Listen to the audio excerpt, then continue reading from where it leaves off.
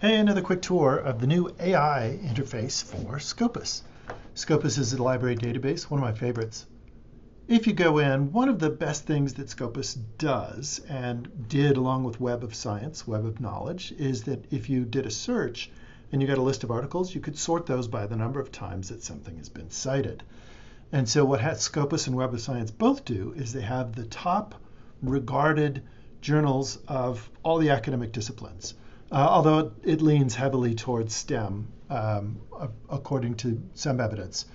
But what happens is you can do any of those searches and you get all of this great stuff. So what they did is they took a ChatGPT and plunked it on top of just the abstracts for searching, and they call it Scopus AI. And you can do a natural language search. And so cognitive, oh Lord, behavioral therapy with veterans of the Vietnam Wars in the last 5 years. So you can do a natural language search, but it's only looking at the abstract, so it might miss some of these things. And what it does is it gives you a keyword list. So if you're doing like a systematic review, this is kind of helpful because, because AI, hey, what did it do with my keywords? And there it says Copilot. I don't think it switched to Microsoft Copilot.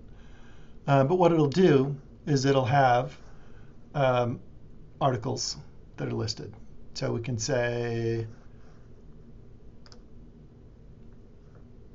here's your article. Here's your abstract, and you can read it just as you go. It's a good, I would say, a brainstorming tool.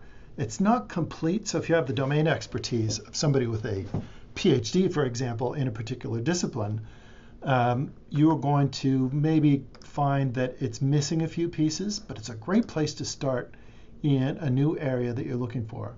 You can also find some of these other ideas that it surfaces from its search. So, I never would have thought of cognitive decline because veterans of Vietnam War are rather older these days. And so they might be suffering from different things going on other than PTSD. Ooh, that's kind of cool. So little insights like that would enable you to go back into the literature. One fun thing is that when you go to the AI and you ask it fun questions like I like to do, out on the open web. What if Taylor Swift had a baby with Ronald Reagan?